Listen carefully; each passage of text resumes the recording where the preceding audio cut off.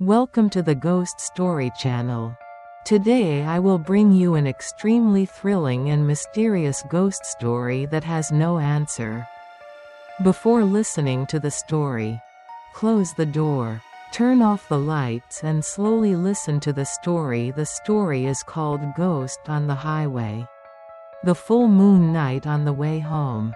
Hoy and Van had left the city late in the afternoon, planning to return to their hometown for Tet with their family. But due to their busy schedules, they couldn't set off until dusk was settling in. Hoy's old motorcycle rumbled along the deserted national highway, flanked by endless rice fields and scattered, skeletal trees silhouetted against the pitch-black sky.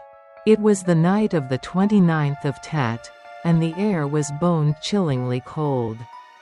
A thick fog began to roll in, reducing Hoy's visibility to just a few meters ahead.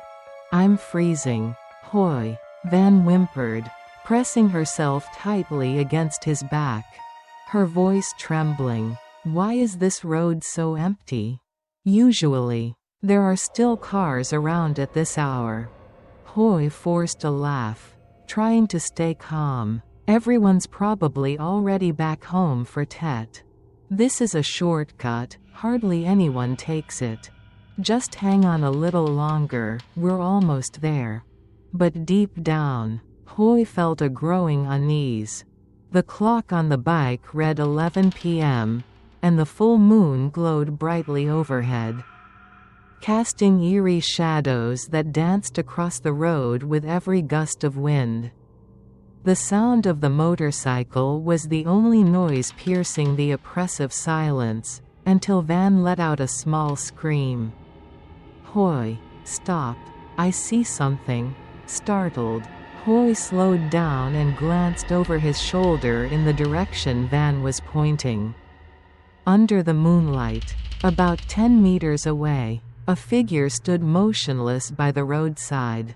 It was a woman in a white dye, her long hair cascading down to cover her face, her bare feet hovering a few inches above the ground. Hoy's heart pounded, but he tried to sound nonchalant. "It's probably just someone on the road." "Don't worry." "Someone on the road? Standing in the middle of nowhere like this? Look closer." "Hoy, her feet aren't touching the ground," Van whispered, her voice quaking. Hoy squinted, and she was right, the woman's feet dangled above the earth. A chill shot down his spine. "Let's keep going. Don't pay attention to her," he said quickly, twisting the throttle to speed off.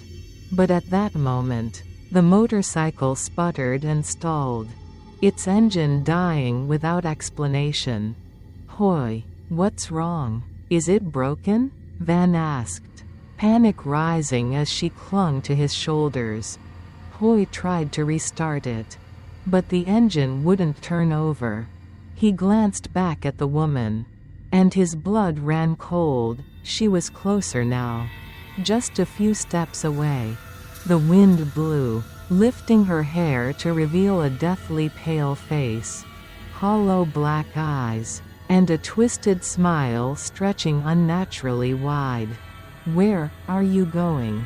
Her voice was low and hollow, echoing as if from the underworld, though her lips didn't move. Van screamed, gripping Hoy tightly. "Run, Hoy, run!" But the bike wouldn't start, and Hoy's legs felt frozen, rooted to the spot. The woman glided closer, her bony, pallid hand reaching out as if to touch them. Just then, the blaring horn of a truck shattered the silence, its blinding headlights cutting through the darkness and shining directly on the woman. In an instant, she vanished as if she'd never been there. Hoy and Van gasped for breath, their hearts racing. The truck pulled up a few meters away, and a middle-aged man leaned out the window. "What are you two doing standing in the middle of the road this late?" bike trouble? Hop in, I'll give you a ride. This road isn't safe. Without hesitation, Hoy and Van abandoned the motorcycle and climbed into the truck's cab. The driver had a kind face and a warm voice. Traveling this road on Tet Eve is risky. People say there's a ghost woman who waits for travelers here, especially on full moon nights. You're lucky I came by. Or who knows what might have happened. Van, still trembling, asked, "Is that true? Was she really a ghost?" The driver nodded, his gaze distant. "Yeah, they say she died horribly on this road decades ago. Run over by a car while looking for her husband. Ever since, she appears on full moon nights, asking passers-by where they're going. Anyone who answers her disappears." Hoy swallowed hard, the icy dread lingering. He glanced out the window and saw their motorcycle still sitting alone on the roadside. But now, under the moonlight, he caught a fleeting glimpse of the woman in white standing beside it. Her empty eyes fixed on the truck as it drove away. The truck rolled quietly through familiar village roads, safely delivering Hoy and Van home. As they stepped out, they thanked the driver profusely. But he just smiled. "No trouble at all. Have a happy Tet, and don't take shortcuts anymore, they're dangerous." With that, he drove off, disappearing into the misty night. The next morning, Hoy recounted the story to his grandfather. The old man listened silently, then said, "You're lucky someone saved you. But it's strange, trucks haven't come through our village roads in years. The bridge over the river collapsed last year. Big vehicles can't get in anymore." Hoy and Van exchanged a look, a fresh wave of chills washing over them.